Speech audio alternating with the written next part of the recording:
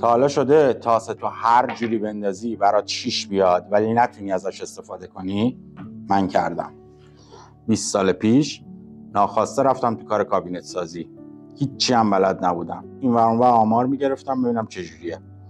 ولی کار در می آوردم. یه چند تا کار زدم، با یه شرکت آشنا شدم، کار طراحی داخلی میکردن. یک دو تا کار به من دادن، دیدن کارم تمیزه. یه ساختمان لوکس رو برداشته بودن، سقفشو دادن من بزنم. کار کابینتش طراحیش انجام شده بود ولی هنوز کسی انجامش نداده بودش. من طرحو دیدم، طرح پیچیده بود. گفتم من میزنم. گفتن میتونی بیا بزن.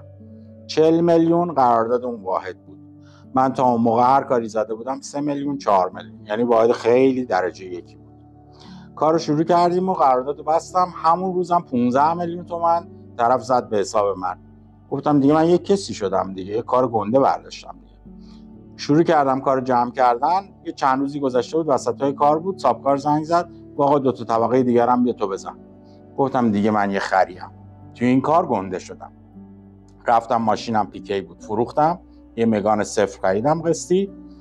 ولی از روزی که ماشینو خریدم دیگه دل به کار نبودم. احساس گندگی، فکر می‌کردم یه کسیم، خیلی نمیرفتم سر کار، میرفتم یه خودی نشون میدادم و این نرفتنم کارو از دستم در آورد. همون بچهای تیم خودم زیرابمو زده بودن. یه چند وقت بعد صاحبکار زنگ زد با آقا قرارداد کنسل. گفتم چرا؟ گفتش که دیگه نمیتونیم با هم دیگه ادامه بدیم. منم چون یه توهمی برام داشته بود گفتم به درک.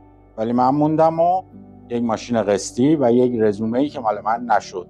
اگه من اونو زده بودم طبقات دیگرم میزدم، یک ساختمان لوکس میشد رزومه کاریم. ادامه کار من جور دیگه پیش میرفت. اون موقع یه نفر نبود به من بگه انتر توهم نزن. من پژمانم، اینجا ایکس پژمان، تو کجا توهم زدی؟